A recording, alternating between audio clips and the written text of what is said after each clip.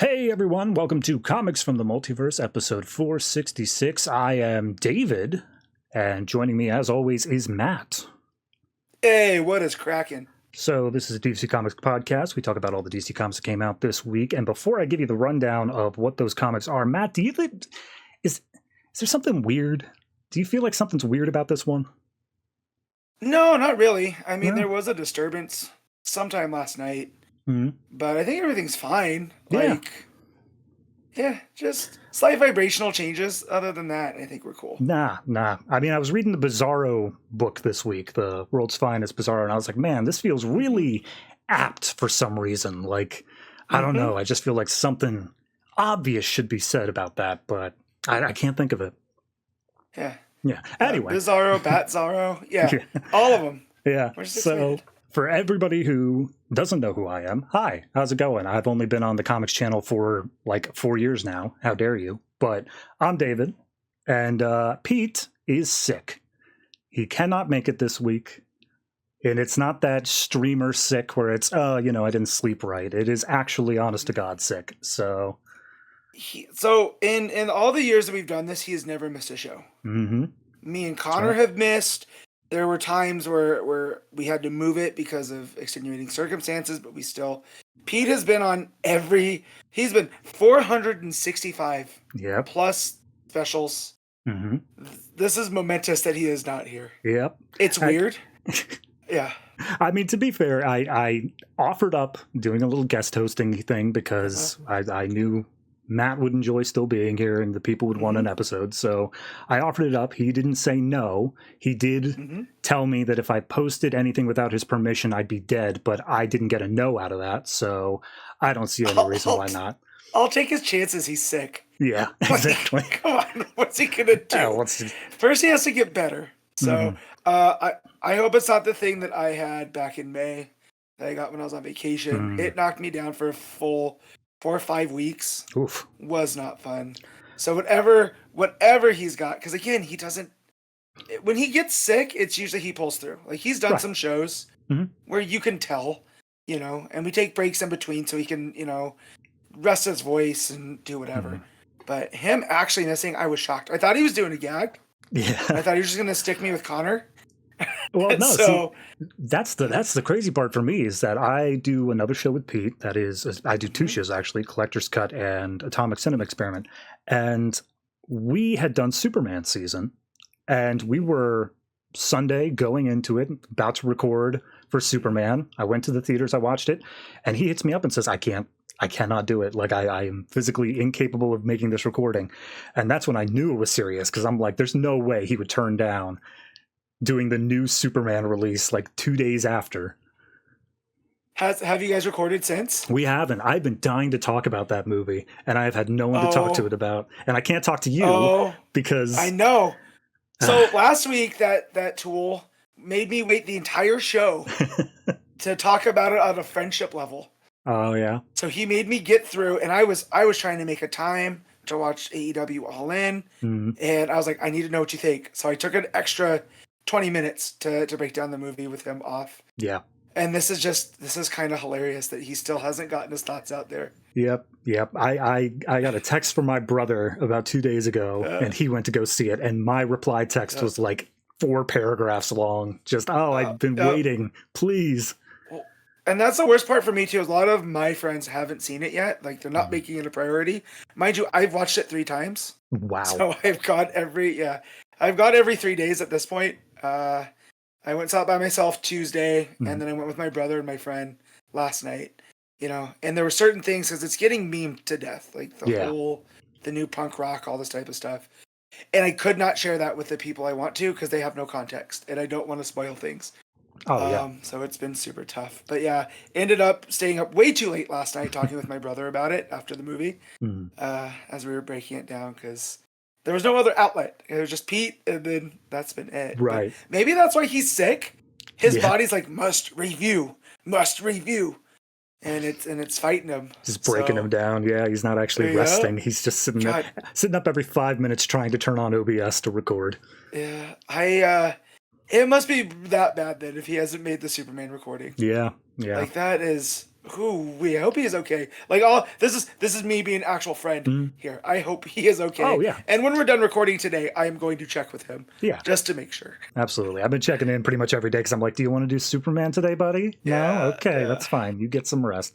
So as for the show, this is hopefully just a 1 week thing. I don't intend on being here next. In fact, I physically can't be here next week, so God only knows what's going to happen then. But yeah. Hopefully he pulls through. If not, we'll throw a Hail Mary down there. Truth be told, I was kind of dreading this week just because it was so big and solicits dropped. Yes. So getting out of that by doing a truncated show, I'm sure we'll touch on stuff next time. Next time Pete shows up, there'll be things to discuss. Yeah, so I guess that's a good enough segue. Talk about the comics that we're going to be covering this week. There are a bunch of comics out. We will not be covering all of them. There is going to be a fifth week coming up soon, so I'm sure that you and Pete can talk about whatever we missed this week coming up on the fifth week. But as for this episode, we have Absolute Batman number 10, Absolute Flash number 5, Batman and Robin year 1, Nightwing 128, and I lost my place here. I am so professional. Batman World's Finest, yes, number 41. Yes. So, and like I said, there are also solicits this week. We will not be doing those. Those are going to be some other point. Well, we'll figure it out. Everything is figure outable. Yes, absolutely. So, yes. So without Pete being here, this would be a golden opportunity to skip the Kindle list. Yes. As we all know, it's my favorite. Absolutely. However, I've watched enough horror movies to know that's bad karma.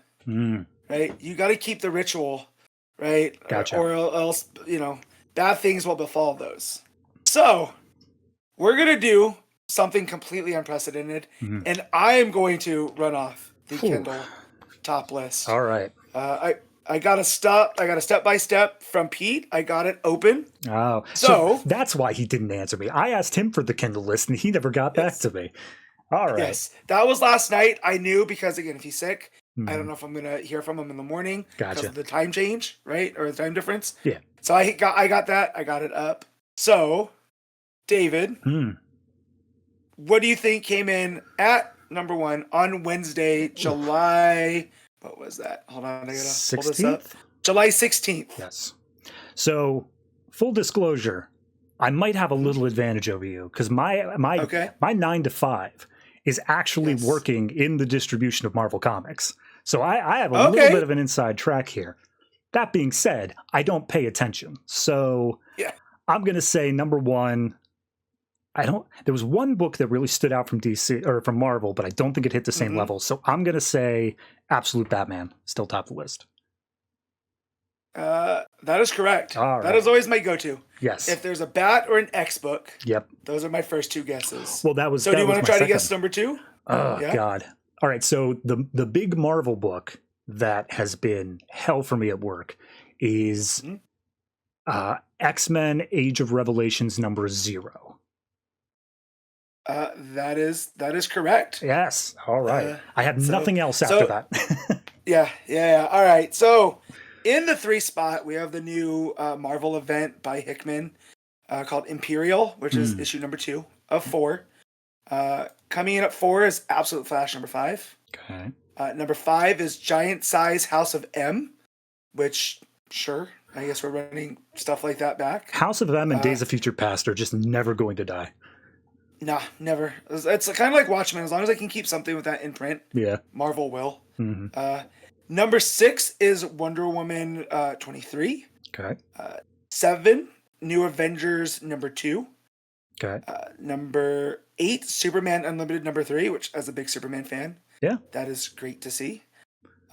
Number 9, The New Gods number 8, which Ram V finally getting into that top 10. Yeah. Been a minute, so I think word of mouth is helping New Gods. Yeah. And rounding out the top 10 is G.I. Joe number 9 by Williamson and Tom Riley, which always makes a surprise appearance when it drops out. I've been hearing good things about the series as a whole, but I just have no interest in G.I. Joe. Yeah, my it begins and ends with the really bad live action movies that are kind of fun to watch. I've wanted to go back and watch that, but since didn't they announce that there was going to be like a Transformers crossover with that? I have not gone back to watch it under the assumption that I will eventually be doing it for Collector's Cut. for whatever reason. It is that first one, The Rise of Cobra. It feels like an acid trip. Mind you, I'm a person that's never done drugs, so it's wild. You have Joseph Gordon-Levitt playing some weird version of Cobra Commander, completely unrecognizable. All right, Christopher Eccleston, I believe he's Destro, without the metal face. It's completely wild. Yeah. So yeah. Other DC books that are rounding it out. It looks like Detective Comics came in at 11. Okay. And then 11, 12, 13, 14. 14 was Batman Superman World's Finest. So that book's still pushing, Mark Waid. And then at what looks like 20 is Batman and Robin. So pretty good week for DC. I mean, they had so many books. So, yeah. I was going to say, there's still Titans, Zatanna, Crypto, wherever those show up. Gotham City Sirens. Wonder where that one ended up. Yes. Crypto, Batman and Robin, Jason Todd, those are in like 24, 25. All right. So, Zatanna right behind them. But yeah, so that was the Kindle ranking. How'd it feel to be on the other side? Yes, maximum efficiency. I'm going to push that bad karma away, and we're good for at least another week. That being said, is it you doing it on the other side that is messing with the ritual? Maybe the ritual's that you had to be on the receiving side of it each time, and now you've ruined everything. Well, we'll see how work goes this week, and if it's complete hell, then we'll know I can never do this again. Fair enough. All right. Yes. Well, are you ready to get into our highly contracted episode? Yes, let's do this. All right. Absolute Batman, number 10, written by Scott Snyder, art by Nick Dragotta. There we go. Boy, this was a wild one this week. I have been keeping up as best I can with the Absolute books. Mm-hmm. I will admit I had to go back and catch the Freeze arc on this one. I did skip over, so I did go back, got fully caught up there. And good thing I did, because this issue, Scott Snyder just decided, I'm just going to drop the entire Absolute Batman Rogues Gallery all at once. Why not? Yep. We're gonna make our way through Arc M and see as many twisted versions of these characters, which we'll get to the negatives towards the end, because I like to front load with positive. Okay. And yeah, seeing all these different versions is kind of cool, because it gives you a sense of where Snyder's mind is for the Rogues Gallery, because in the first arc, we get to see all of Bruce's friends, right? For lack of a better term, the Bat family, with, Oswald Cobblepot and Harvey Dent and Enigma and Croc, right? And they're all, they're these, I call them like the main rogues, right? They're Batman's main guys. They're the ones you think of first. So having them off the table, seeing who else that he's bringing in, and seeing their names come up on the project list, I was like, oh, okay. This is where we are now. We're not going to have to wait much longer. Ivy gets represented. Mm-hmm. We get Langstrom. Clayface. Clayface. It is definitely him playing with his horror background. I'll give him that much. Absolutely. I was reading through this, and all I could think is, okay, so some of the characters, Clayface, I feel like is the most obvious. You could turn that into a horrific thing. But then once it got to the stuff like Poison Ivy, I'm like, oh God, this is awful. This is horrendous what we're doing. And not like in a bad way, but like in a, oh, Jesus Christ, how are we going to be able to run with this one? Yeah. Well, and just her face coming out of the tree, right? It gave just creep vibes automatically, which is what we should be feeling in Arkham Asylum. I feel like at this point, going through as many Batman stories as we've read over the times, doing something fresh with Arkham, I think is really smart. So to have it be this testing facility where the inmates are test subjects makes it somehow darker than just the asylum where the bad guys go to break out of every so often. Yeah. And the fact that it's the Joker kind of running things, who we still haven't really gotten a view of, right? He's been hinted at in the other Absolute books. And so to see Bane kind of be the representative here, almost like the warden of Arkham. Yeah. Definitely a new spin. At least the muscle for sure, because we get that one scientist who seems to be in charge of things. I don't know if she was given a name before the end of it, but oh no, she was just Dr. Arkham. That's right. Yes. Yep. Yep. Yep. But yeah. So with the good comes the bad. All right. And I always have a problem, right, with Because Batman. And I feel here this is just an issue of Scott Snyder dropping Batman into the worst predicaments and seeing how we could get him out. And usually that's fine. But we get to a point here where Bruce has removed his own teeth, right? As he is in Arkham to make not Wolverine blades exactly, but to make claws for his fists to fight the guards. Knuckle dusters. Yeah, knuckles. So the main story in this is Bruce wakes up, he's completely naked, and he starts to try to make his escape. He gets to a certain point, we get to see whatever experiment he's closest to. Bane shows up, beats the piss out of him. He starts back again. This takes place over like 3 months that he's there. And as we're seeing Bruce go through this, we see his friends on the outside and his mom kind of look for him while he's going through all of this. And it gets to a point where they have shaved him. They've shaved his head and done all this weird surgery on him. And they mentioned that all the other experiments have failed. He's the first one to do it. And I'm just like, was it necessary to have him go through all of this at the point that he's already a 6'9" dude? Right. That wears an axe on his chest. Was it that much to put him through all of this horrific stuff? So definitely I feel like it changes the direction of Absolute Batman just a little bit. Yeah, I definitely feel the direction change for sure. This feels like, the first arc happened, it was setting things up. Then we had the freeze as kind of an interstitial. But this feels like the next major arc happening here where we're taking a slight direction shift. I agree with you, and I do think that is a point of the surgery seemed to be a bit much. But I like the idea that he is trapped here for months.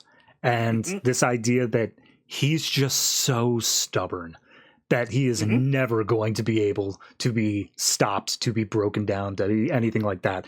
The surgeries just, I feel like, take it that, and same thing with what he does after the surgeries, is take it that extra step too far where it's, okay, but like, how does anyone come back from this? Even if you are Batman, this seems like, nah, man, you're different forever. Well, yeah, and just with the whole vibe of Bane, and we know his whole thing is he broke the bat. Like, is this what Snyder's going to subvert? Right, is that this Batman can't be broken because he's from the Absolute Universe, right? This is a universe where at least we think that Darkseid is the primary god at hand. So maybe this is what does it. But yeah, because once we get to all the weird stuff, right? The Langstrom experiments, and it looks, it's not just Man-Bat, right? It looks like Professor Pig and the Terrible Trio, like kind of any of the animal themed villain, they're all part of that experiment, right? And Snyder does do a good job of making me wonder what the hell's going on there. Oh yeah, absolutely. There's one repeated shot. So after he escapes the first time, he runs past this giant egg that is still intact, and then he's knocked out. He's put back in his cell. A month passes, and he escapes again. And when he makes his second escape, they don't make any reference to it, but they specifically make sure to show the egg is hatched. And whatever is inside has broken out. And I think that's meant to be Croc to an extent, but at the same time, because it was a sealed egg, I don't think that it may just be its own creature, but that's definitely setting up for something crazy in the future if it's not Croc.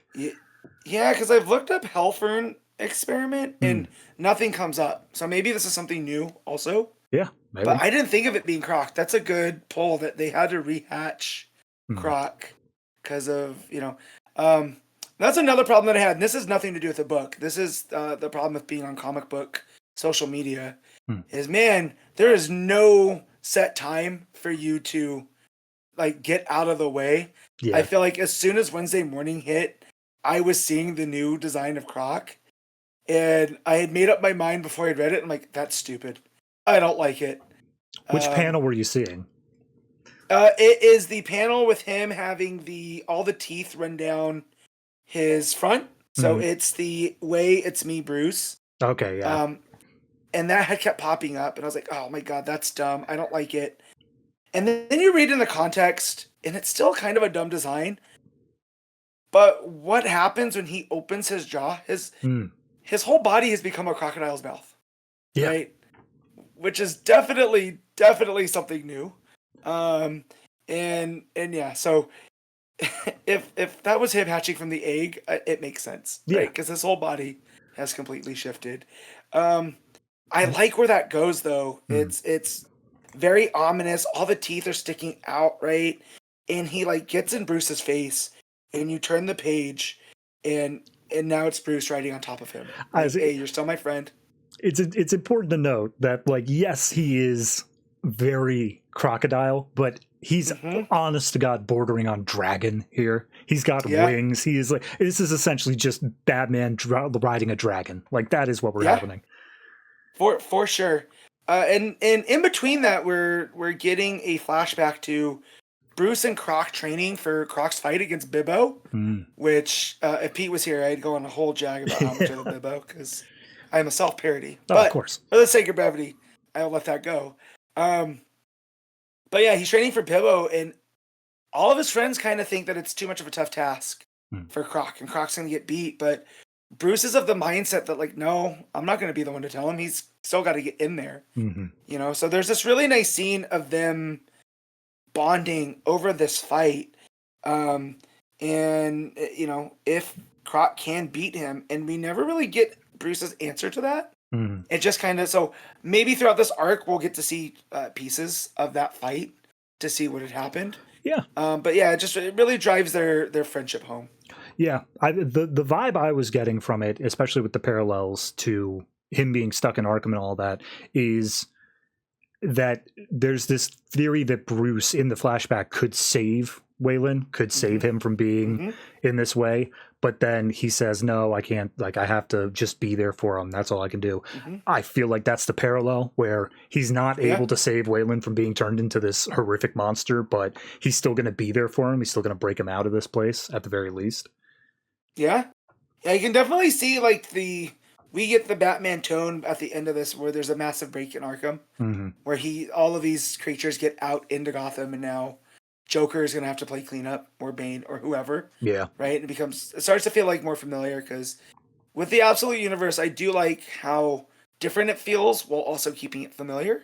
And I feel like having all of these people run around causing chaos, and Bruce not necessarily trying to stop them because it works in his favor. Right? If Joker's too busy trying to round them all up, Bruce can do what he needs to do as Batman. I just also wonder what they've done to him while he's been knocked out over 3 months. Yeah, that's the part so there's the third time around when he's back in his cell, we see that he's got what I think any other comic book universe, or in the main universe, I should say, it would be assumed that he's been given venom. He's got all of his veins bulging. They're all a greenish color, but obviously this is the Absolute Universe. We can't just assume that. So I'm curious what these operations really are that have been done to him, because they specifically say in one thing he did a a brain thing, and a subsequent brainstem insertion. So they put something into his brainstem, but they don't say what. Yeah, and they keep calling him 27, which I think is hilarious, because Batman's first appearance was Detective 27, right? That was Snyder's story back in Detective 27. It was the first time that they showed the future brain machine that they would use for a while, and that was the 27th iteration that Batman had done his thing. Oh shoot! Yeah, good catch on that one. He loves the number 20. He cashes in on that all the time. Yeah. But yeah, it says on here that it says that his body's ready. All that remains for him to finally surrender is his spirit. Right. So again, it's making me wonder, like, are they just trying to turn him into a soldier? Like, what is in it, right, for them? Like, he's the 27th. They've tried this. Who else have they tried it on? Is like, are all these experiments part of that? You know, and they're different versions. Yeah. The vibe I was getting was that he was possibly going to be the next Bane. He was going to be the next in that sort of line, where obviously Bane managed to survive his thing, but then no one else has come in after the fact. So he would be the next one there. And that's the other thing with Bane too, is that this Bane is so big. Oh yeah. Right? When you see him pick up Batman at the end, he looks like a giant. You know? But I don't think a giant can really take on a croc dragon. Yeah. So should be curious to see. Yeah, and I mean that also goes into the fact of this is a lot more focused on how Batman requires his friends to solve these problems. Like he can't take on Bane on his own, but Croc can. No, Croc, with the backup there, you know, the people, they believe in each other. They create that structure. So I'll say that's where this issue really does soar, is Dragotta's art, because it is so weird, right? And we're not spending a lot of time doing like human stuff. Right? It almost makes Bruce as a human in the beginning feel out of place, because nothing in this place is human. Right. You know, and so by the time we get to the end, he's got him in his bat suit that was left out as like let's see what he does with this. And of course Bruce puts it on. And it's almost like he's not human anymore. He's gone past that. So, you know, kudos to Dragotta on here for really setting the tone early on. Oh, yeah. And of course, Bane throughout this whole issue, and I think last issue as well, he throws out quotes. That's his thing. He's a very well-learned man. And Batman, as he's flying away on Croc, responds with, "Shove it up your ass. Batman, circa now." Yeah. That is a very good one. Yep. Oh, so good. Yep. All right. Well, what would you rate Absolute Batman number 10? So kind of the repetitive of it, kind of the super weirdness. I'm definitely lower on it than I have been on the book as a whole. So I'm going to give this a solid 7.5. Okay. All right. I think I'm still up in the 8 range, personally. I think I'm probably still just at a solid 8 rather than 8.5. But it's a lot of it is the mythology being set. I like the idea that we are setting up, even if we're not going to pay it off for 5 more arcs or 20 more issues, however far down the road we're going. I'm happy to know that there is at least a plan in place here of all of these people in the Arc M. What are they going to do when they get out? Absolute Flash number 5, written by Jeff Lemire, art by A.L. Kaplan. So different artists than usual on this one. Same artist as last time though. So it's been Nick Robles for the first, I think, 3 issues, and then Kaplan took over for the Central City arc. Yeah, I don't think so. Yeah, you're right. This is very familiar here. We're getting into the rogues, right? So both Absolute books really getting into the rogues here. This one not nearly as much as Batman, right? But we get to see what this version of Heatwave can do. Right. And oh man, it is kind of brutal. Just a living molten lava man. Yeah, I think it was an issue or 2 ago that we kind of got the thing that happened in Absolute Batman, which is the different containers in the facility showing all the names and such. So this just feels like one step ahead. This feels like, all right, well, now we're going to start exploring what does specifically Heatwave mean in the Absolute universe. I guess I'll kind of balance out that sort of stuff with the first. So I caught up entirely on Absolute Flash. I really hadn't been reading it up to this point. So I did it all at once here. First 3 issues, I kind of got the vibes that you guys talked about, where it felt like we were just kind of standing in place for a while. It didn't feel like much was actually happening. Issue 4, it felt like we made a big jump forward. It felt like, okay, we're at Iron Heights. We introduced all these new characters, new things to do. This feels to me like we're still standing in place with the last issue, though. It doesn't feel like we've actually continued that forward momentum. I feel like Lemire has a pattern at this point with the Flash. So we're going to jump in. We're going to see what he's capable of, which, he has so many plates spinning, I almost understand. But at a point, I want to ask him, what's with spinning all the plates? We don't need to spin that many, Jeff. Like, you're very good at these smaller stories. Like, all of the stories that I've read of his that have really stood out are very focused, and they have a very singular trajectory. Here, I feel like sometimes it's an almost choose your own, right? Where you can really focus in on the rogues, or you can focus in on Wally. in either or, which I guess takes some skill, but as we're reading month to month, it does put a damper on it. Yeah, that's kind of the biggest thing that I was feeling is that we, throughout the first issues and even this one as well, is we keep on getting these kind of, forgive the pun here, but flash forwards. We get these sort of skips ahead where it feels like he's experiencing something either outside of time or a different timeline or future or something like that. And it feels like Lemire has a really big plan. It feels like this is all, when you read it all at once, it's going to be a mastercraft where it's all going to pan out. But in the month to month, it doesn't feel like anything is happening. It feels like we're so focused on what's happening 10 issues from now that we're not doing anything here. Yeah. And that's the thing I feel like where it's small, because we do get a little bit of progression with Wally here. The willingness to put on the suit here, even though he associates it with Barry's death, or what we think is Barry's death. And then just the stuff with Grodd where I feel like we should trust him, but just because it is a Grodd, right, I'm a little bit hesitant. But it does seem like Grodd wants to help, so that's been consistent as well. So there's been these little developments, but yeah, it's not month to month. I don't feel like it's making the big enough jumps to make it keep that momentum. And I feel like in a Flash book, that's what you really want, is that momentum to keep going.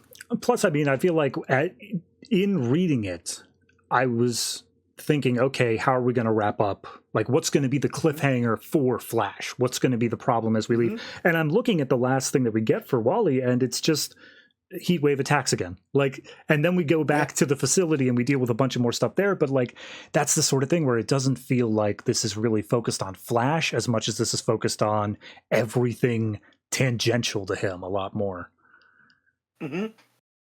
Well, and here too, his powers I still don't feel like we have a good grasp on by design, because when Heatwave, hits him while he's in the Flash suit, and he's working with Grodd, and Grodd tells him, like, we're not going to stop him, we need to help him. And he tells him to take the heat. And it's almost like he's taking all of this energy and siphoning it off. Almost like Parasite over in the main DC universe. Yeah, because then he ends up in that weird spot, right, where there's a hand coming out at him. Yeah, I think that's going to be the thing for the absolute Flash, is that his thing is not so much speed. He's fast, but I think that his thing is going to be more energy based. I think that's going to be the pivot. Because, when Heatwave's on the ground, right, I don't get the vibe that he still has the powers. It's almost like Wally's taking it from him. And that's where, again, I start to feel the hesitation from Grodd. Because I know what Grodd's about. Like, is Grodd is it going to be revealed that he's, having him harvest all of these in the vein of helping? Right? But he's taking pieces off the board, kind of. Yeah.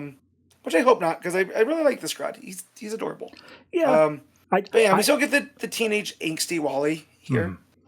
Yeah, I like him as a character. I like the fact that they have fully fleshed out this sort of character who he doesn't know what the right thing to do is implicitly. He has panic attacks. He's very anxious and whatnot. But I just want them to do more. I like the character they set up. I just want them to spend more time exploring him. Like the fact that we get pretty much nothing on Ralph or Sue Dibney here. We get a little bit that they're heroic to a fault, but not so much. But we get more from the director of the Rogues, Thawne, forgetting what her first name is, but she's getting more development, I feel like, at this point than Wally does. Yeah. Well, it's almost like he's a supporting character in his own book. Yes, exactly. At this point. And you never want that in Flash. Even, I don't know if you read the whole John's run back with Wally. Not back quite. From the mid 2000s. Nope. He had a very good supporting cast, but Wally was always front and center.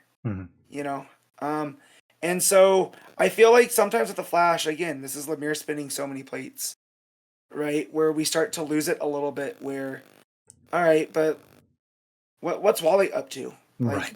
Yeah, he's a kid having panic attacks, but like, I don't need to see Thawne again so soon after just getting that bomb dropped last time, right? Letting that sit. That said, I do love the Rogues. Yeah. Right? I just have an inherent love of them. So to see their dynamic a little bit here, where it seems like there's something up with Trickster. Because Trickster's still wearing that mask. Yeah. Around them all, and Glider takes umbrage with something that Trickster says. So that dynamic of, they are a group of coworkers. Mm-hmm. I think that, again, Lemire's nailing, but this isn't a Rogue's book. It's Flash. Right. So let's spend some more time with Wally here. Who did that? Who did the Rogues book that was Black Label all that time ago? Williamson. That's right. Yes, the heist book where they go into Gorilla City. Yeah. Yeah, that was so good. Yep. So obviously, there's not a lot happening this issue, as we said, but it does end on a reveal that maybe you have more Flash knowledge than I do. This feels like something that's pulling from a completely separate corner. It doesn't feel like a Flash thing. No, this looks like a Martian. So his dad comes into some back room, scans his card, comes across a UFO, and some door opens up next to him, and we see at least 3 tubes containing, what seem to be Martians. The only downside to that is we have a Martian book. We have the Martian Manhunter book. Yeah, because I'm just looking at the shape of the heads, right? And so I'm wondering if this is what they're going to try to spin as like Roswell or whatever. Because his dad's working for the government. It's almost like a Area 51 kind of thing. So I'm wondering if this is something more to do with that. But if that's the case, how does that tie to Flash? Because these look like Martians.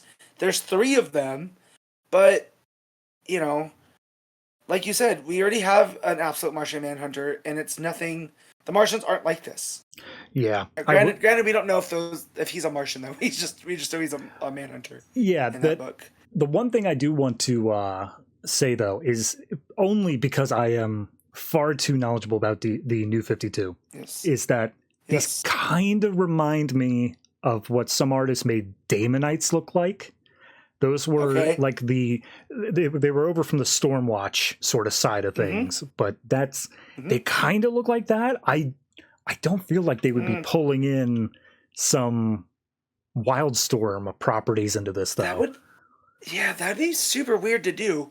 Because when I hear Damonite, I automatically think Wildcats. Right. And we already did that where they tried to merge those into the proper DCU. Yeah. But if that's what they are, because I was thinking, like, also, I'm running through all the different alien species that I know from DC, and I'm like, is this going to be their version of a Dominator or whatever? And then I was thinking, they also kind of look like Salak from the Green Lantern Corps. Oh yeah. Except it only has the 4 limbs instead of all of them. So yeah, this definitely made me go, what the hell? As I was reading. Just another plate up on the stick there. Yep, just another one, and he's spinning them, man.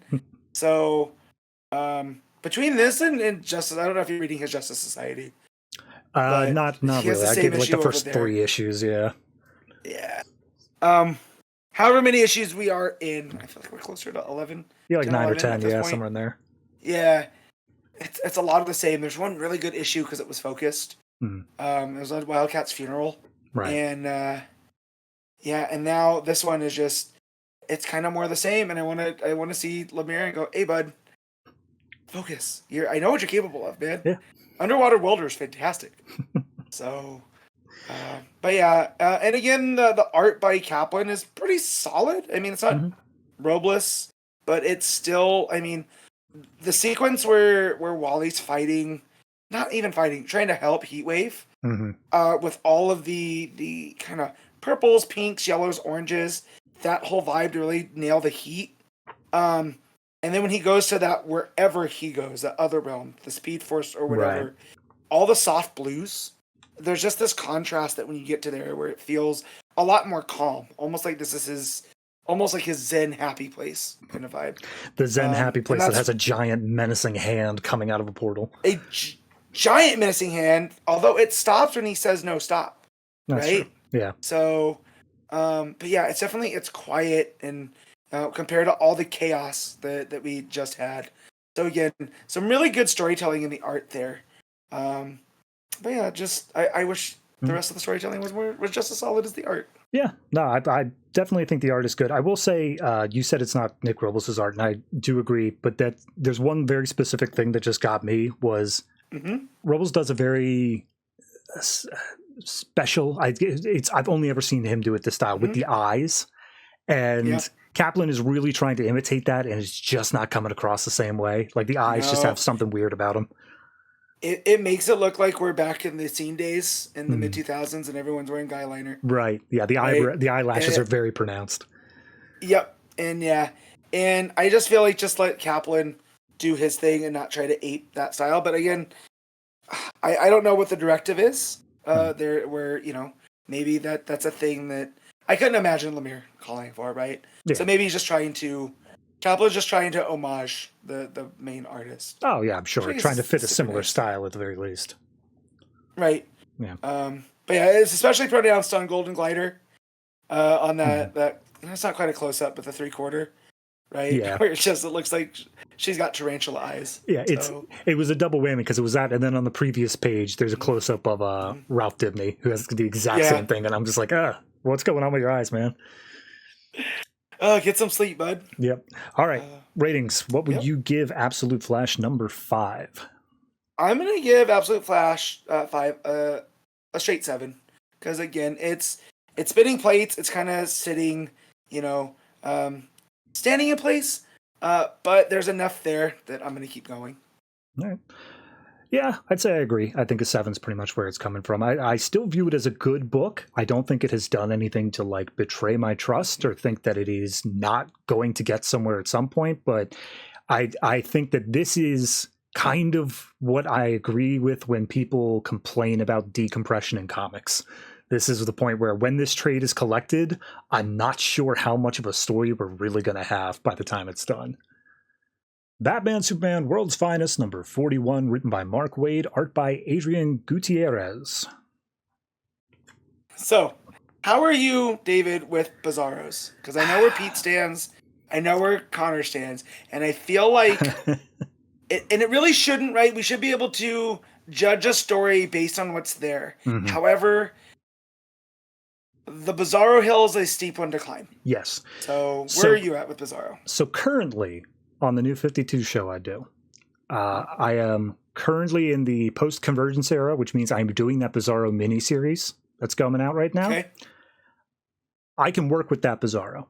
That Bizarro's fine. And I think the reason I can work with that Bizarro is because it's one Bizarro. It is one guy, and I just have to know that whatever he says is the opposite. That's fine. When you throw in an entire planet of Bizarros, which the entire storyline is some of them are speaking backwards and other ones are not, I'm done. I have no idea what any of the Bizarros were saying in this issue. Yep. It's strictly just based off of vibes, and this is where I'm happy that Addrian Gutierrez came over from Blue Beetle, because at least the art looks rad. I'm a big fan of his style. It gets a little bit manga-ish in places, but just the colors are always vibrant. The inks, they're heavy where they need to be. Because that's what I started doing. I learned from Pete, you don't have to read every bubble sometimes. Right. So when I got to a Bizarro, I would skip it. And I hate to say that because after watching the Superman movie, I was thinking about the different rogues, right? And as much as I love Superman, it's very, very hard to come up with a top 5. Because for me, Superman usually works best when it's, like in War World, where he's fighting a system of oppression, right? Yeah, he's fighting Mongol, but he's what does that represent? And so I got to thinking, and just by default, Bizarro ended up in my 5 spot. And then I started reading this, and I was like, oh no, I might have to readjust my list, because I am annoyed. Yeah, no, I don't think Bizarro on his own, like Bizarro Prime, I think they call him in this, he's not a bad villain. He's not a bad foil. I don't think he's a bad character. But the entire planet of the Bizarros, that's where the line needed to be drawn well before that point. Yeah. Yeah, I love the imperfect clone that just goes around, and he's more of a menace than like a danger, right? Where Bizarro ultimately just wants to help. But because he's an imperfect clone, his helping causes more bad things. And I always prefer that. So like in that mini that you're reading, that's the one where him and Jimmy are driving across the country. Yeah, they're trying to get to Canada because Canada is Bizarro America. Right. And then we end up with Colin, the Chupacabra. Yep. And whenever, God, that's a good story. I'm a big fan of that one. Yeah, like you said, when it's one Bizarro, that's endearing. When it's all of them, it's like, well, no. What was with the Bizarro that twisted his head off and was holding it in his hand and he was crying? I don't know. So the overall plot of the story here, the gist of it, as we find out from a Jimmy Olsen who he still looks like Bizarro, but his mind has been de-Bizarroed. It turns out that there is a plague going on that is de-Bizarroing people, and as they get de-Bizarroed, they are in horror of how awful their world is. And all of the already Bizarro people hate the fact that they are neat and orderly now, so they're trying to attack them, and they have no sense of staying away from this plague because in Bizarro world, you run towards the illness. So why one of the Bizarros has his head chopped off beats me, man. Yep. Because they go, what was it with the one that was sobbing? And I was like, yeah, what was with that? I would like to know. I will say it's, I guess, the letterer more than the artist. Mm-hmm. Anytime that you have a Bizarro that is still Bizarroed, it's a black text box with green text. But the normal ones, the ones that have been de-Bizarroed, have been switched to a normal text box, white and black. Yeah. So at the very least, you could understand it a little bit there. But that just raises more questions because the one with his head chopped off is still Bizarroed. He hasn't got hit with the plague, so I don't know why he's like that. Yeah, and if he's still opposite, he's crying because he's happy. Like, maybe? Is this the one that started everything? He says "kill me," which in Bizarro I would assume it means "save me." Save me, but. Yeah. Also, he's just sitting in a random suburban house that has like an actually manicured lawn and stuff. So I don't know. Maybe this is going to be something because this arc isn't over. It's not a one shot. We're going to continue on this, but it's so baffling here. Yeah. And so we get Superman, Batman, and Robin that come through because they got pulled through a dimensional door into Bizarro world, and they need to find this ray. What's it do again? It's the imperfect cloning thing. It's apparently the thing that was used to make the original Bizarro. Right. And so because they would have hidden it on our world, the Bizarros left it in the open, so they just need to locate it. And then Superman has to go up and get some kryptonite because that'll turn the kryptonite into the blue kryptonite, which will help the Bizarros. Yes. And so that's our mission with them. And I'm trying to remember because again, I was going through. They fire it up. It's just a thing where Batman's working on the circuitry because it's all old and worn out. Right. Superman has to go into space to find the kryptonite, and he just spends a really long time psyching himself up to get near it enough that he can knock it down to Bizarro Earth. And then all the timing lines up perfectly where they activate the machine at the same time as the kryptonite's going through it, and they make a huge shard of blue kryptonite for knocking out the Bizarros. Yes. And then this is the part that I was like, I remember a Bat-Zarro showing up. Yes. And as I'm going through the issues, they end up going to the Fortress of Solitude, which is, funnily enough, in the middle of the Sahara, right? It's the Fortress of Multitudes. Multitudes, yep. With the Bat Cave with the signs, right? It's got these big neon signs pointing their way.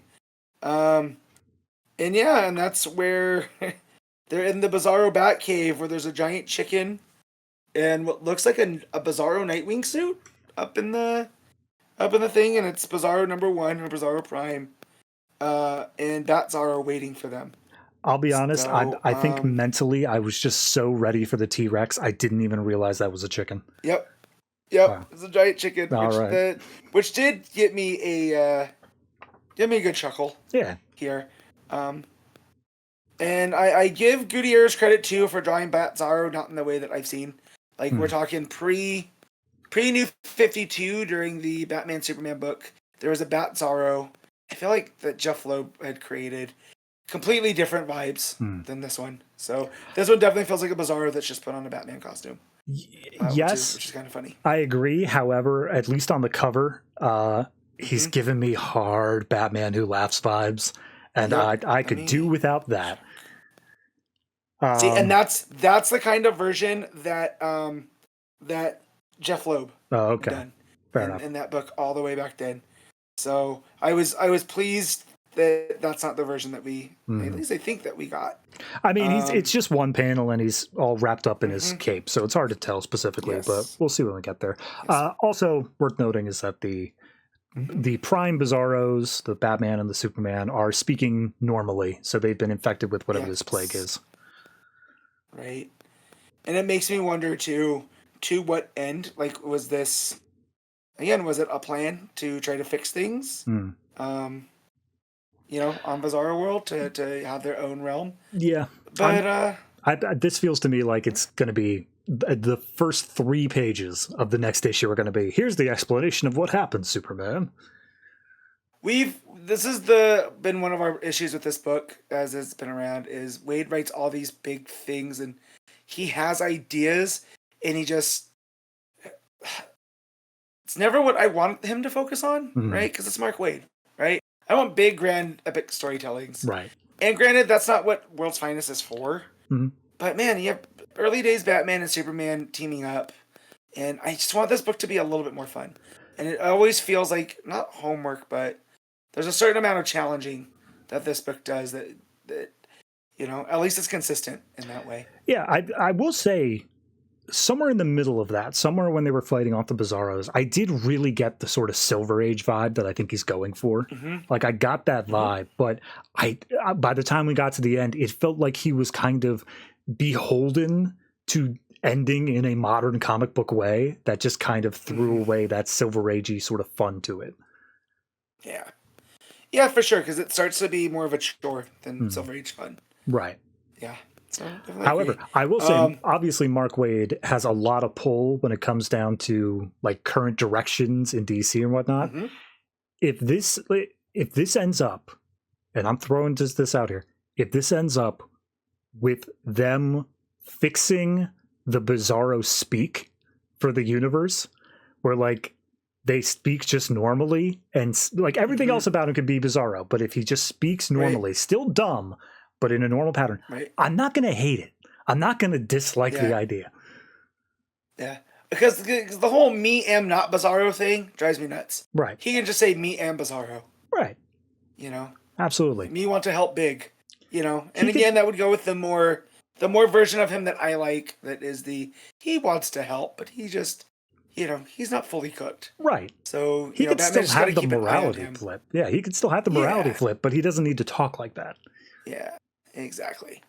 But yeah, man. And again, I talked about it earlier, but Gutierrez's art, I understand it's not everyone's cup of tea, but I just really like the way that he draws these characters. There's a certain style to it. Like right before that last page, there's on the bottom of it, there's a panel with Robin, Superman, and Batman on it. And they just kind of, it looks like classic versions. You know, just slightly tweaked, playing with the style. Yeah. Pete always goes off, but Pete always brings up the DC house style. And I do like here that Gutierrez plays with that. Because, like, yeah, technically it is house style, but he plays with the proportions just a bit. Because, like, here, Superman's chest and, like, neck area look massive compared to Batman and Robin's. Oh, yeah. So it makes him have this almost larger than life to him. Yeah. And he did that a lot in that Blue Beetle book. So. Also, I mean, the first like 4 pages or so are basically just a horror story where he doesn't know how he got here. He's out running the Bizarros. Yeah. It comes across as like a solid horror story up until Batman shows up. So definitely got style points there. All right, ratings. Sure. What would you give World's Finest number 41? Yeah, I'm going to give this a straight 7. I was thinking 7 to a 6.5. I was bouncing around that. I think art-wise, it does boost it up into the 7 for me, because I do agree it is very fun art. It could be... I could see this working with as stylized as it is, or if they actually drew it in like a Silver Age, very stilted style, like that one issue of Dial H for Hero from back in the day. Okay. Either one of those would work, but if they did it just like, standard house style, I don't think that would have been the right choice for this book. So yeah, I'll go with a 7. Sweet. Nightwing, number 128, written by Dan Waters, art by Dexter Soy. Okay. What you got? How are you with Nightwing? Were you a big fan of the Tom Taylor stuff? I didn't read it, but I listened carefully when you guys talked about it. I was into the story tangentially. Okay. So here's my thing with Dan Waters.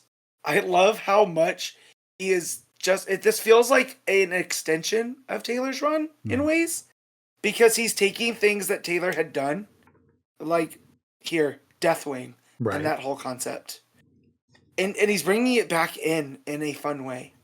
So I know there's some people that had issues with the Tom Taylor stuff, but to each their own. But just the way that Dan Waters, instead of doing the typical, I'm just going to do my own thing, I'm going to get rid of some of these things. He's just like, nah, his sister's still the mayor. He still is doing the money thing as Grayson. And Titan Tower is still in Bloodhaven. And now we're going to run a whole story and turn it into a House of Horrors with the, Cronenbergized fifth dimensional imp. Yeah. Right? I think that's the biggest thing with Tom Taylor is the fact that, he made Nightmite. And then we're just basing an entire story arc around him now. It's just like, yeah, sure, why not? That said, we always joke that, if the people are listening, right, if the creators. So Dan Waters, if you're listening, please leave the pirate stuff back. We don't got to touch that again. Yeah. I'm sure you would do wonderful things with it. You've done wonderful. I mean, here is my current favorite Batman book in Dark Patterns. So I'm sure there's great things, but I think we're okay with Nightwing not dealing with pirates anymore.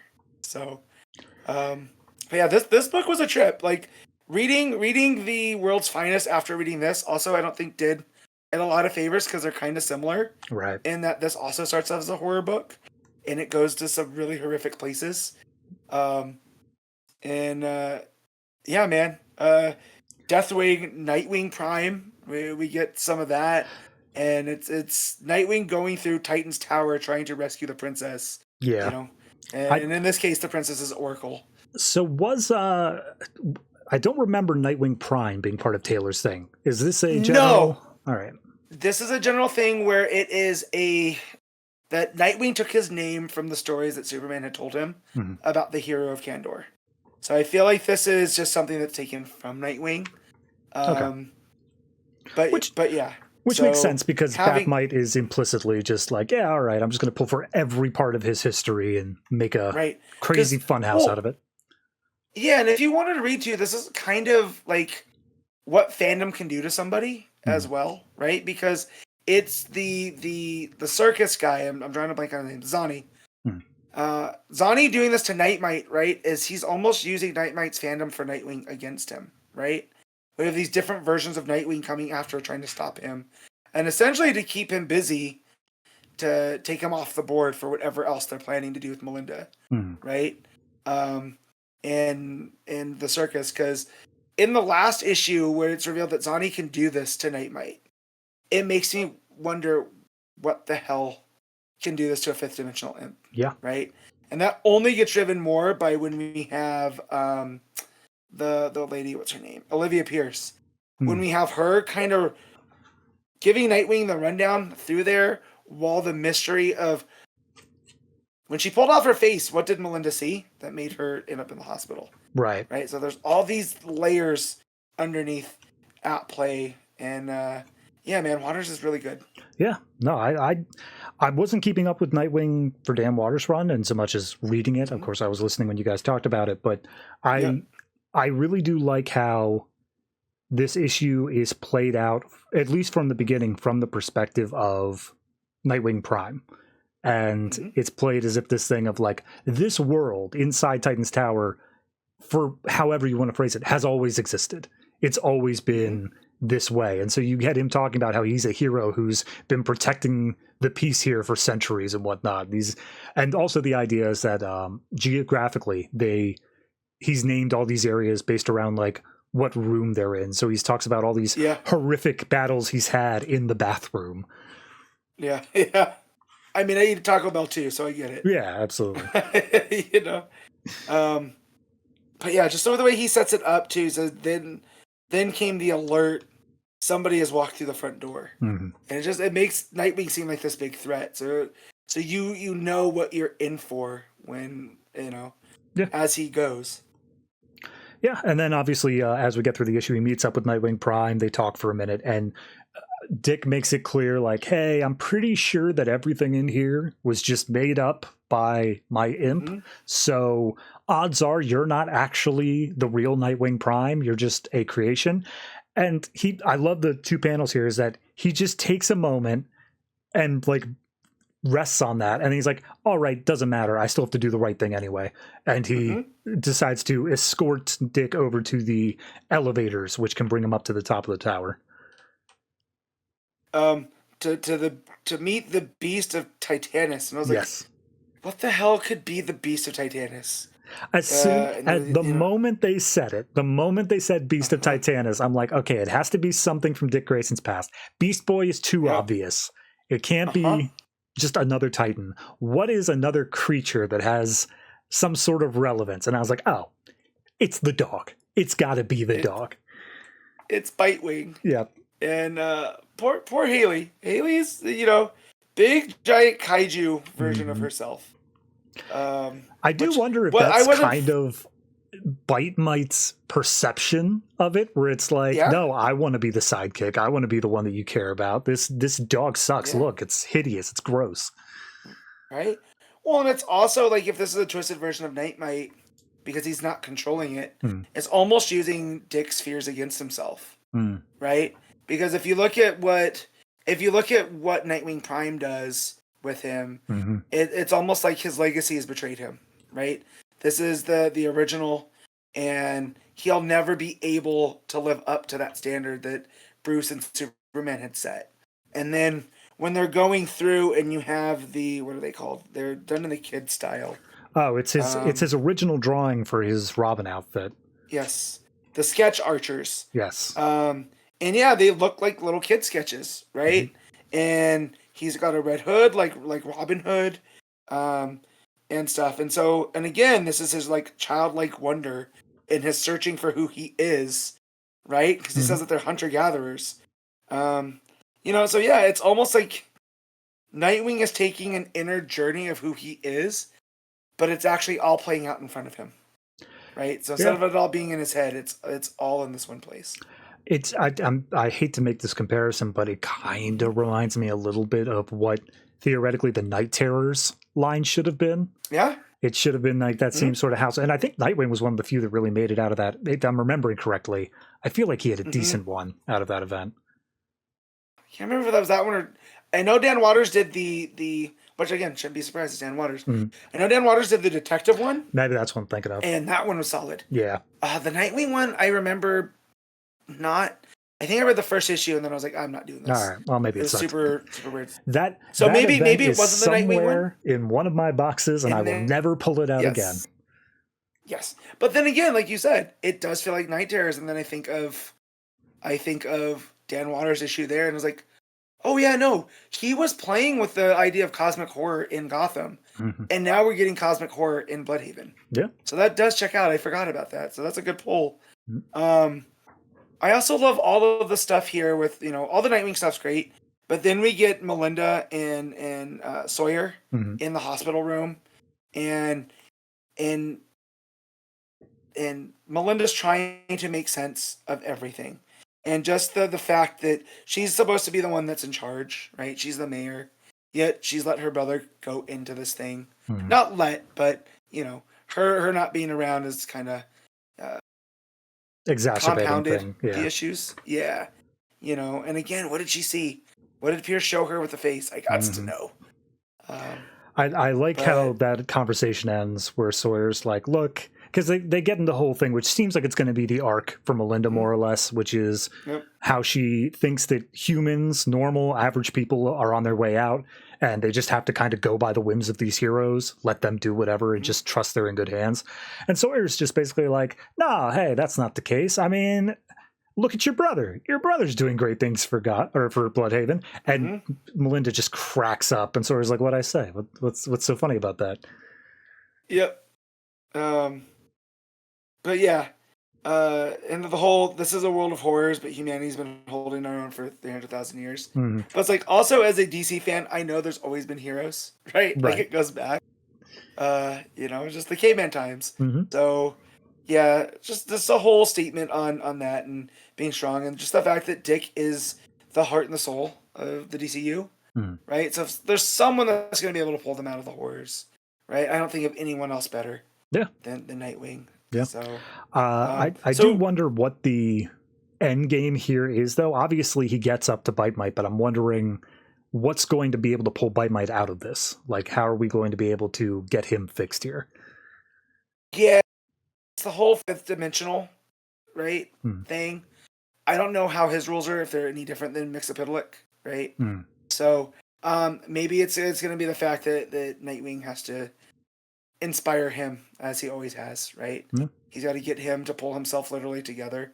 I mean, Oracle's still around somewhere, right? Because we got to get to her too. So I feel like that might be another obstacle. Maybe Oracle also will be able to help, right? It's like their power together is what we need. Yeah. But yeah, the Zodi has definitely done a whole number on Nightmite. So All right. Yeah, thoroughly enjoyed this issue. Yeah. What are you going to rate it then? I'm going to use an 8.5. All right. I think I'm going to be a little more reserved, but that's mainly just because I haven't been reading Nightwing. I feel like I'd be a little bit more attached to it, but I'm still going to give it an 8. I do think it is the art is solid, and the fact that it can introduce these characters again to what is potentially a new audience, and it doesn't feel overstuffed or half-baked, I think is just credit to the writer as a whole. Batman and Robin Year 1, number 9, written by Mark Waid, art by Chris Samee. All right, this one's gonna go full pulp. I love it. We get Monster Men. We get the 5 families getting together to deal with Grimaldi, which is hilarious. I don't know if I've told this to Pete. Grimaldi's is my favorite pizza place out here. All right. So the fact that with the villain of this story is named, the same, it cracks me up. But yeah, so this one starts with the 5 families of Gotham, right? So you have Angelo Beretti, Carmine Falcone, which I'm not.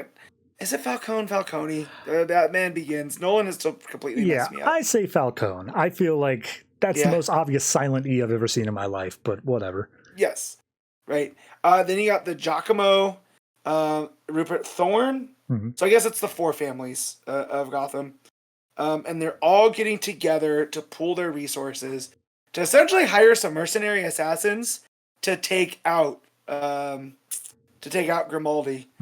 And as they're going through, it's this really fun setup where every other panel is one of the mobsters, and then in between is the setup for them going to take out Grimaldi and his dad in the wheelchair. And as they're creeping in, right, they go to kick down the door, and before they can step through, there's this gigantic mobster with a massive head.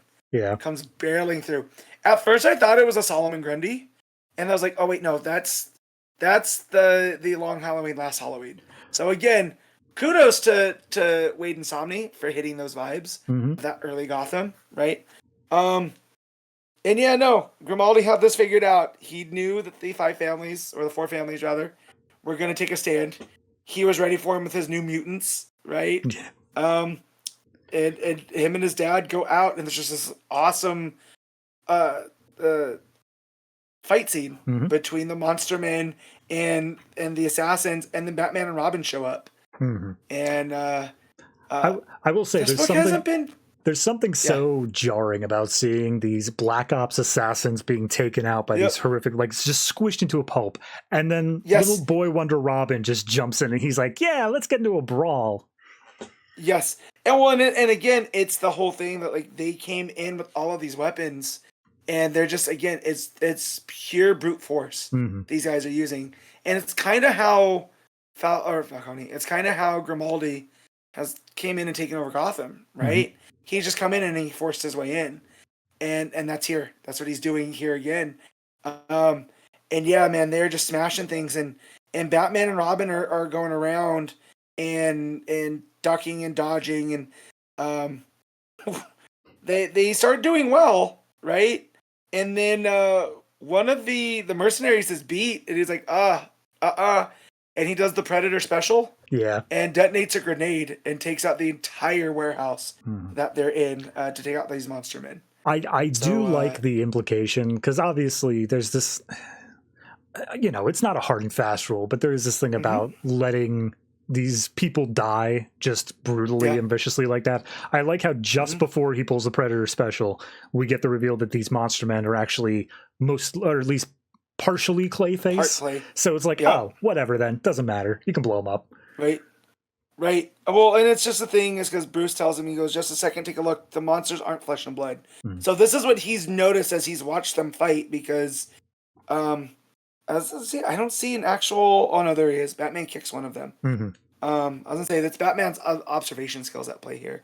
But yeah, the faceless assassins, though, they're all taken out. So not much of a loss for Bruce to have to cut with that one. Yeah. But yeah, just an awesome explosion page, and then the smoke smoldering over Gotham as they're on their way back. Yeah, this is something where like this opening sequence I could 100% see adapted like absolutely faithfully into an animation. Yes. Like, and that's the end of the scene right there. For sure, just because the action of it with the mercenaries, the cutting back to the mobsters, all that stuff, it's very cinematic. Yep. And that's the thing with, I don't know how much Waid and Samee that you've read over the course, a lot of their Waid a bit, not combined. Yeah, so like their Daredevil run is very similar. A lot of cinematic. They just work super well together. This was one of the teams I was very excited for coming to DC. And of course they put them on a Batman and Robin book first, but the idea of them doing other stories, right? Like a Waid Samee Superman book, I'll never shut up. That'll become my entire personality. I was going to say, I'm waiting for the Superman and Jimmy year one. Oh my God, let's do it. I would love that. Or just even them on an assignment. It could just be a miniseries. And Jimmy doesn't know that he's Superman, right? Yeah. So they're on assignment, they get into things, and it has to be Clark and Jimmy, and he can't be Superman for whatever reason. Yeah. I feel like they would absolutely crush that. But yeah, as Batman and Robin are on their way back, Bruce notices that Robin's like off, and he thinks it has to do with the Claymen, right? And there's this panel of a frowning Bruce, but he's not doing it in the grimace like I'm serious. That he's genuinely concerned for the boy. Yeah. And again, that's just Samee's art. I like the writing for Batman there being clear that he's not incapable of noticing these things. He is the world's greatest detective, but he is absolutely ill-equipped to deal with them. He doesn't know what to do in that situation. Yeah, his emotional intelligence doesn't match his detective intelligence. Right. And yeah, and so, they drive off, and they're in the cave, and Robin just runs off, right? And Bruce goes to Alfred, and it's just like, yeah, there's something going on. Is it school? And Alfred's like, no, a teacher called to ask if he's been sick. So it sets the precedent that it's not just this last case, right? And Alfred goes in to talk to him, and you come to find out that this would have been his mom's birthday, right? And he is going through grief. And there's it's not even that he's going through grief. Like Alfred calls him out and says, like, you've been here for months and you haven't opened up about your family stuff at all. Like, are you good? And he's like, yeah, I'm fine. And Alfred's like, it's okay to not be fine. You should not be fine in this situation. And that's what I love here is that, like, Alfred knows how to deal with a kid like this, right? That is his specialty. So their entire breakdown of Dick is juggling all these tennis balls, and they're all in the air. And when Alfred points out that it would have been his mother's birthday, they all drop, and you just get this. He's still wearing the boots, right? He hasn't even taken his Robin boots off. And they get talking, and the gap between them is so wide. The way that Samee draws this, right? It feels like there's a canyon between them. So when you turn the page and Dick proclaims, because Alfred tells him, "Talk to me," and he turns around and he goes, "Because performers don't cry." And then he starts moving at him, and he hugs, and that canyon that was there is now gone. Oh man, really hit me in the feels. Yeah, Yeah. So again, Alfred being the best person to deal with this. While that's going on with Bruce and Alfred and Robin, Grimaldi is pissed that with Clayface, right? Because what are they at here? He's basically just saying like your monster men didn't work, like all this didn't, like you've been letting me down, you're replaceable, get out of here. And he just like yells at Clayface.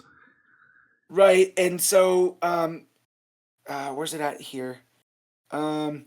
He leaves a piece for Grimaldi, right?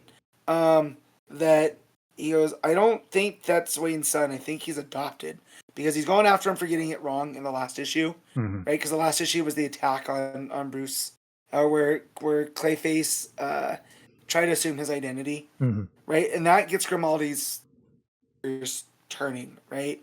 So he starts going through the file. So when we cut back after the Alfred and Dick stuff, he thinks back to something that Robin had told him. And it said that you think it's simple, Batman's going to swallow this whole place. He looks up that term, and it's a circus term. Yep. Which leads him to circus performers dying in a fall and Wayne adopting the orphan. And just as he's putting it together, his father stands up from the wheelchair and turns his hand into a sword and stabs Grimaldi through. Yep. And turns out Clayface wasn't cool with being dismissed in that manner. Right? You ain't gonna talk to him. You ain't gonna call him a freak. The freaks run this town now. I love this sequence. Not just like he makes the connection. You see it on his face. Clayface stabs him through his stomach. And then we see the computer fall over, hit the ground, and break. So this thing, like, it's keeping it in continuity where Clayface doesn't know the secret identity, and so no one ever finds out except for Grimaldi. Right. And it ends with him, right? So Two-Face walks in, and he's like, Grimaldi was an outsider, he had good ideas, but he don't know about Gotham to do this. So, but I am interested in his Gemini project, so let's keep it going. And one of Grimaldi's guys knocks on the door, and Clayface has now taken over General Grimaldi. Yep. Just some solid turn work here. Yeah. I had no idea where this was going, because I loved Grimaldi as a foil for Bruce, because he is smart, and we've seen him, and he's brutal. He's threatened to push his dad.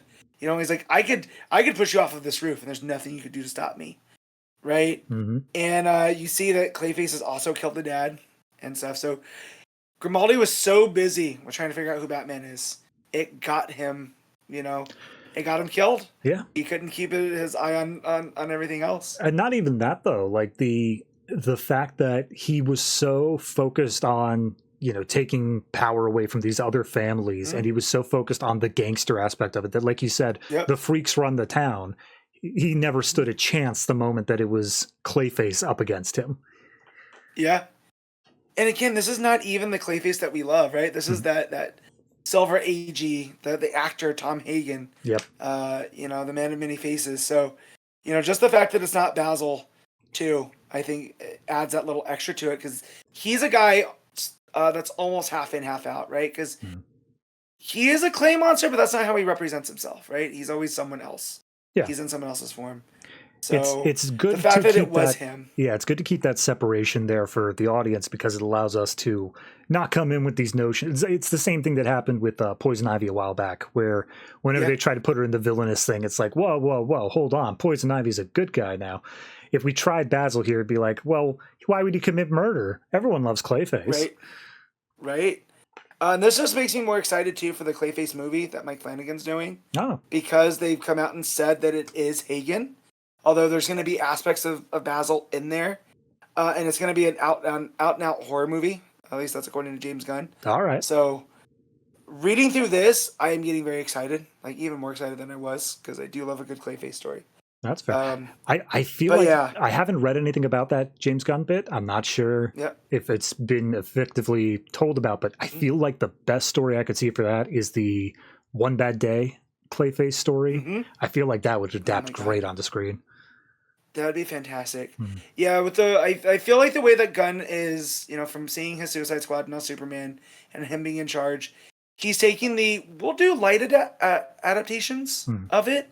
And so, yeah, maybe there is that One Bad Day that there's elements that he can pull from. But you're right. It is a kind of a perfect one shot if they're just going to do a Clayface movie. Yeah. Why not do that one? That'd be good. But yeah, no, this issue really knocked it out. Samee's art, again, fantastic. And anytime he really wants to draw emphasis, he does the red on black or the one color on top of the other. And so here, when that sword hand goes through Grimaldi and everything gets bathed in red, and then it cuts back to the regular kind of noir pulpy colors. Oh man, it's fantastic. But yeah, no, Batman and Robin year one, always a solid read. Yeah, honestly, I've been trying to look at this and then also Last Halloween at the same time.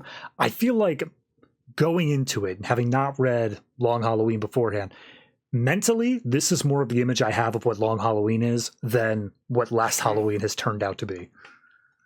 Well, yeah, and that's the thing with Last Halloween. If you haven't read, it is the third part in a trilogy, right?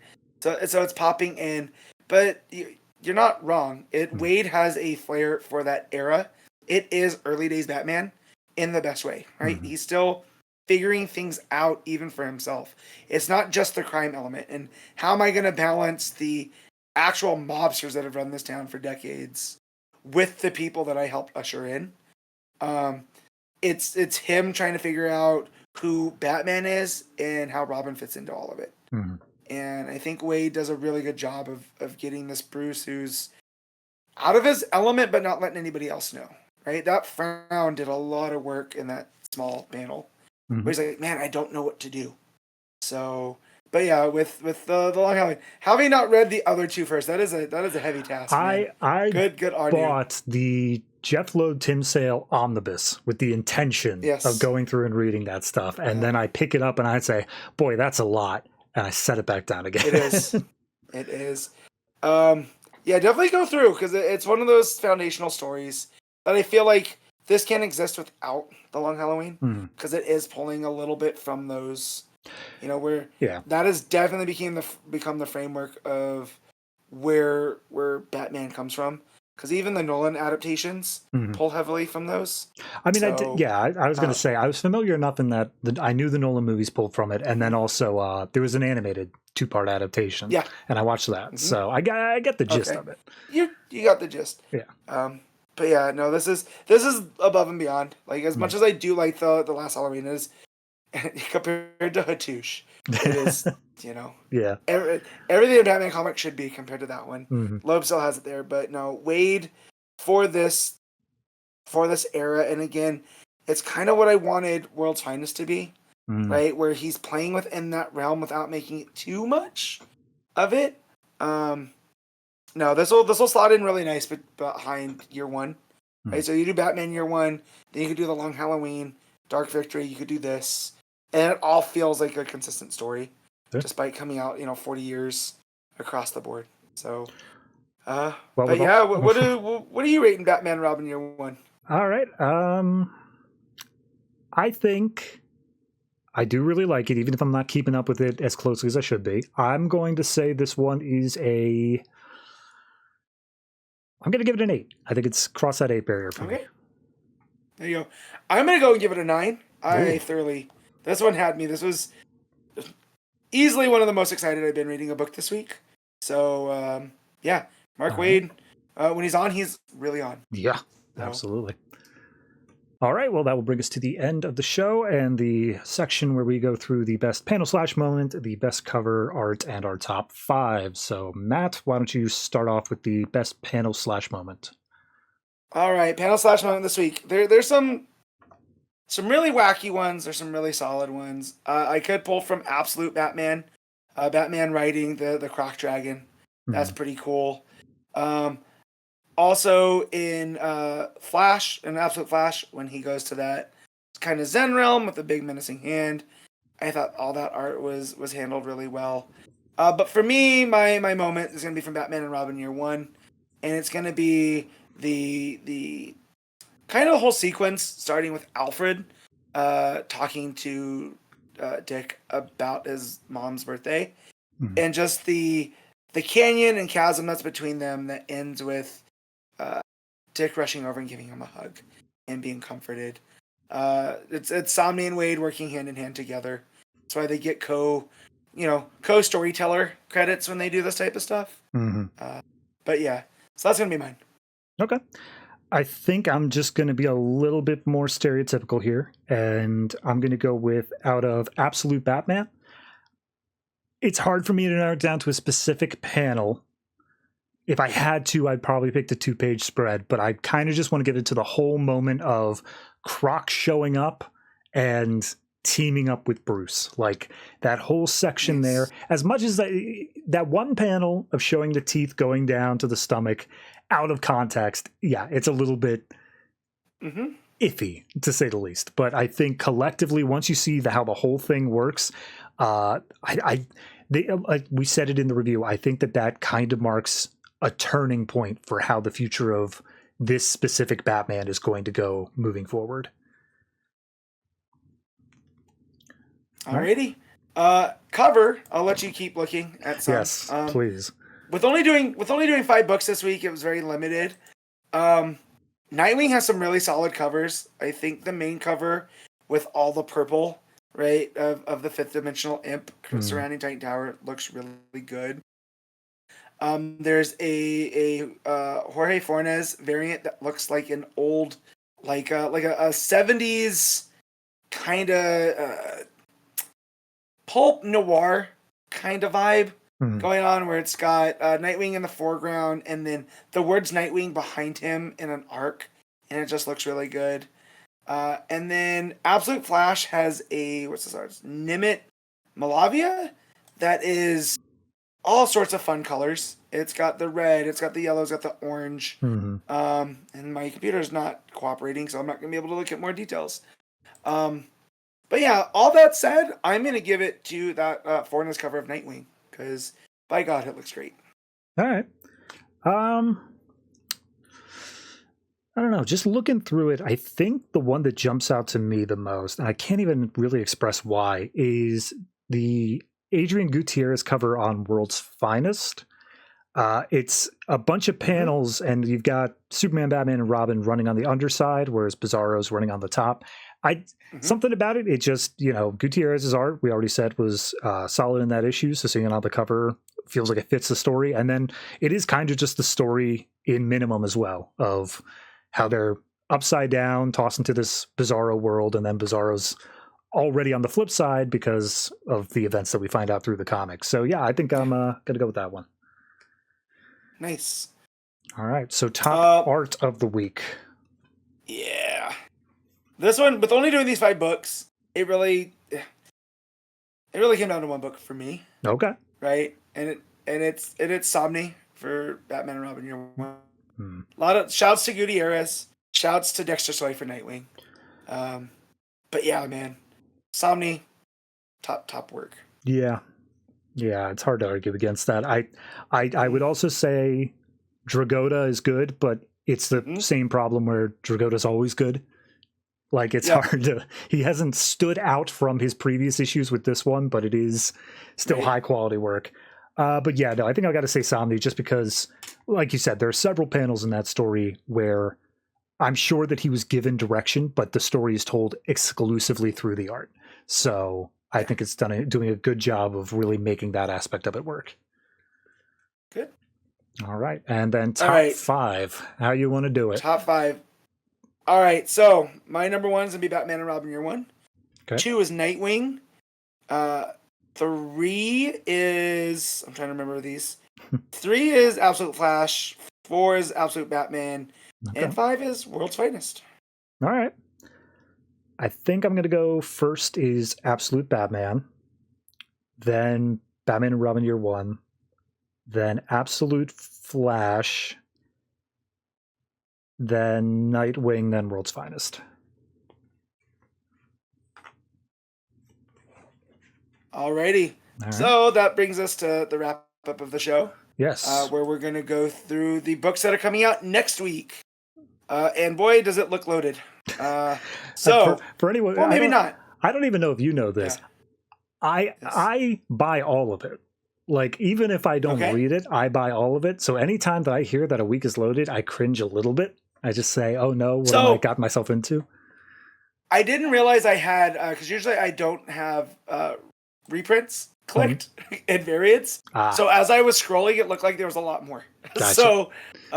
So I just unclicked, and it's still a heavy week. All right. So we got Batman 161, Absolute Wonder Woman 10, Absolute Martian Manhunter 5, Superman 28, Justice League Unlimited 9, Green Lantern 25, Green Arrow 26, The New History of the DC Universe 2, Mr. Terrific Year 1 number 3, DC vs. Vampires World War V number 11, Gotham City Sirens Unfit for Orbit number 4, The Flash Bad Moon Rising Special number 1, Batman Giant Size Special Edition number 161, and then a DC KO SDCC 2025 Ashcan Special Edition number 1.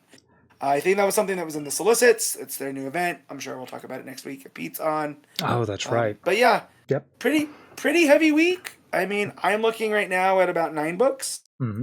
And then, I mean, if we count New History of the DC Universe, which that first issue was essentially, just pictures, not much of a story. I loved it, but I was like, this is something that, like, algorithmically, I'm sure would do great on YouTube. You say, like, going over the history of the DC Universe, but actually talking about it is hell. Oh my God, no, it never was ending. And we were getting into all the little things, and I'm the type of person you can't bring to a museum because I stop and read everything. Right. So going through that book, while I had a whole other list of books, I was like, but I can't because I'm going to miss something. Waid wants me to see this for a reason. Yep. Right? So it's going to get to next week. Yeah, this looks like it's going to get to next week, and Pete's going to be all healed up, just barely holding on, keeping it together for the camera. And he's going to say, well, I read 8 books, and Matt read just the one New History of the DC Universe because he couldn't help himself. Yeah. Couldn't help himself because it is all the Silver Age, which is one of my favorite eras, right? I love when it went from, mystical to sci-fi. So, but yeah. So, I'll let you do the you're in host mode. Yeah. Do the rest of the wrap up. Sure. So once again, hopefully this was temporary. Either next week there will be no episode. Somehow we'll finagle Connor into this and he'll be your co-host for the week. Or the most hopeful issue, we will have Pete back and he'll be back to full strength within the next week. But yeah, if you would like to help Pete out, consider subscribing to the Patreon. That money is 100% the legal health fund for Pete. It is absolutely funneled into that. And you can get this episode and all other episodes of Comics from the Multiverse a day early. I do say this episode. I don't think this episode is coming out early, but all the other ones. You guys will do your best. Yeah. Yeah, you guys will do your best. With him being sick and the amount of work and whatever, it will. So please be patient. Yes. And of course, outside of even the normal ending stuff, if you're watching the YouTube version of this, please go down to the comments, leave a nice little message for Pete, wish him some well, get him back on the show. Because I can't do this again. Dear God, I have my own show to host. Speaking of which, you guys never pimp out my show, so I'm going to do that. I host a show, Not So New 52, where I am almost done with it at this point.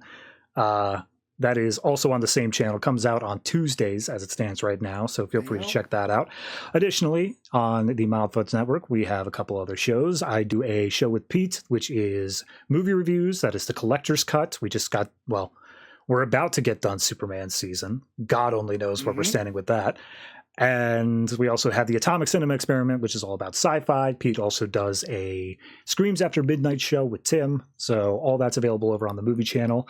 But yeah, that is the show in general. Hope that you have enjoyed, or at the very least, not hated the fact of breaking the ritual here of not having Pete around. Hopefully we're not going to cause a blowback. Yeah. That's all. We'll watch the subscriber counts, see if it goes down, and then delete the episode the moment it does. What if they're like, oh, the Scottish guy's gone? Oh, man. Fresh blood. Love it. Yeah. Oh, man. Well, as always, as I'll try to steal from Pete one last time here, always try to remember, never get lost in the Speed Force.